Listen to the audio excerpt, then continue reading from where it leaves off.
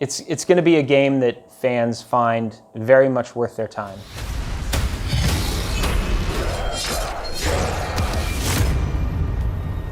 Hi. Hi. How are you? I'm good, thanks. How are you?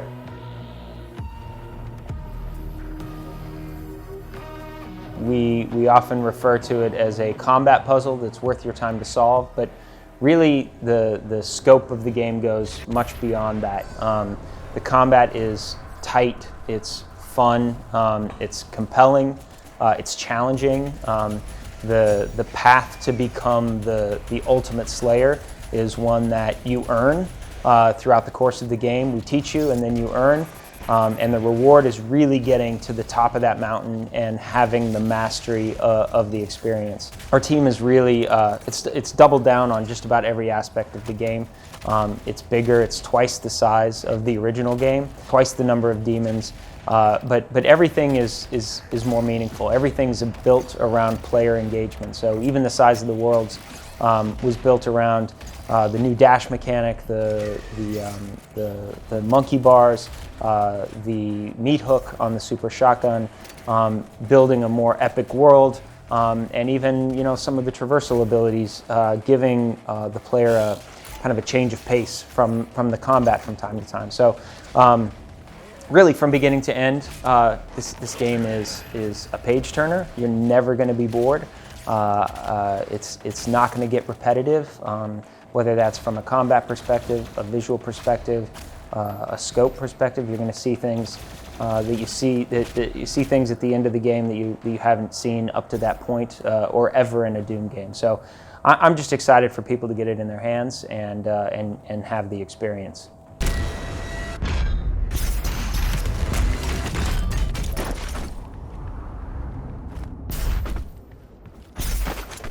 It's coming out a bit later than the game is on the current consoles and PC, and really that's just because we want to finish the game on those platforms and then give Panic Button, our partner on it, the time they need to really pull those refinements into the Switch version. So it's not going to be a huge delay, but we haven't announced the launch time frame yet. But they are fantastic partners. They are masters of that platform, and we are we loved the game on on the Switch, the 2016 version. It was one of I played through the game so many times, but playing through it on the Switch was all the way from beginning to end was one of my favorite experiences. I mean, to have it handheld and mobile was phenomenal. And I think that's what we're going to deliver with Doom Eternal. In all the same way that Doom is fantastic on the current gen platforms and epic in every way. We really are very uncompromising in bringing it to Switch, and Panic Button's really on a great path.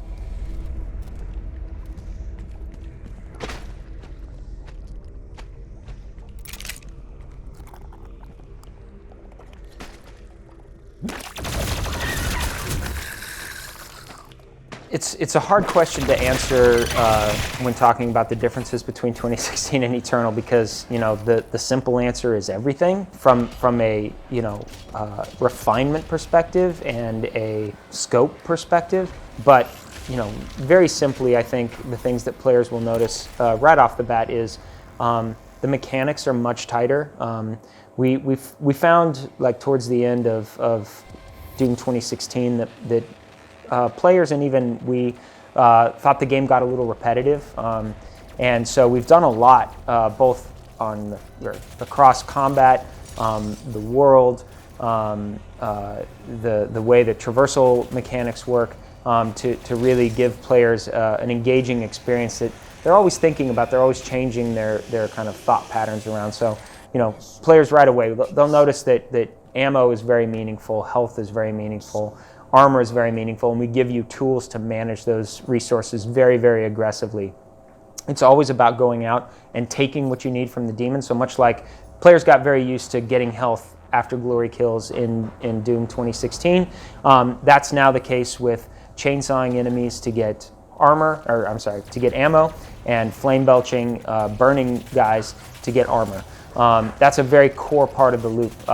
Another big thing is weak points on some of our heavy demons. Hitting a weak point, understanding that demons have weak points, knowing how to take them out. We don't hide these things. It's just about the skill in doing it. So when you see one of these demons on the battlefield, you know, I'm going to take that out, I'm going to take that weak point out, and I'm going to make him less effective so that I can better manage this fight.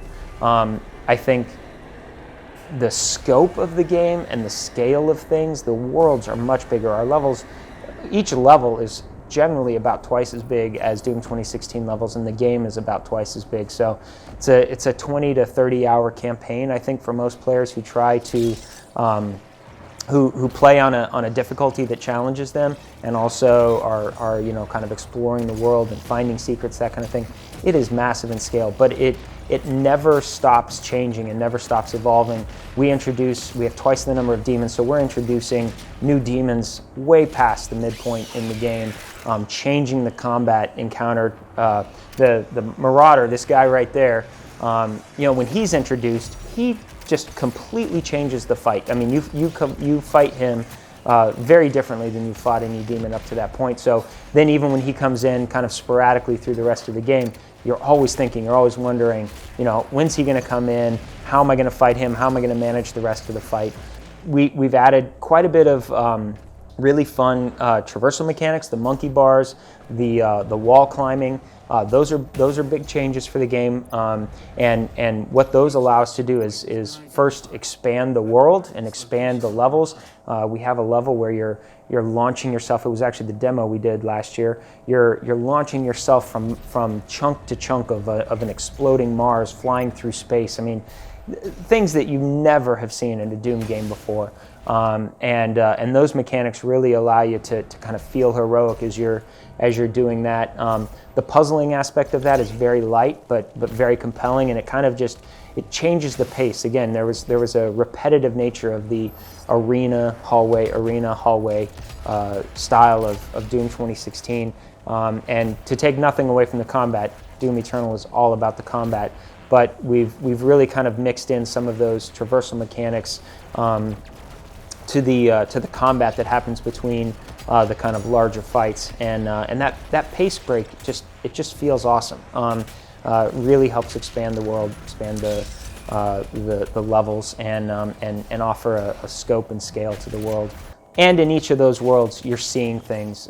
You know, we take you to just a crazy number of places, from hell on earth to an exploding Mars, to a cultist base on an Arctic, kind of an Arctic base, to hell, and where hell energy is created, to our version of heaven. I mean, like, literally this game grabs you and never lets go. So I just couldn't be more excited for people to play it. There's not a part of the game that we as a team haven't pushed as about as far as we could, and I think it's the best thing we've made. So I can't wait for people to play it.